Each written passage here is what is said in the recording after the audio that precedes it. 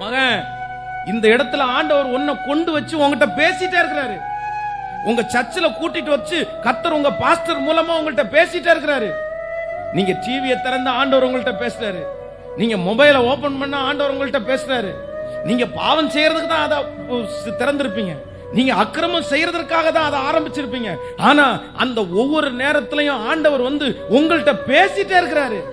ஒவ்வொரு டைமும் தப்பு பண்றதற்கு முன்பாக உங்களுக்குள்ள இருக்கிற மனசாட்சியில அந்த தப்பு செய்யறதற்கு முன்னாடி ஆண்டவர் வந்து பயங்கரமா பேசுறாரு. வேண்டாம் வேண்டாம் வேண்டாம் வேண்டாம் வேண்டாம் வேண்டாம் வேண்டாம்னு சொல்லிட்டே இருக்கிறாரு.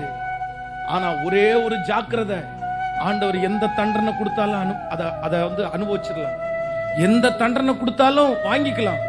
ஆனா அவர் பேசாம இருக்கிற பனிஷ்மெண்ட்டை மட்டும் உன்னால தாங்கவே முடியாதுப்பா. மாறிடுங்க பிரதர், மகா மாறிடு.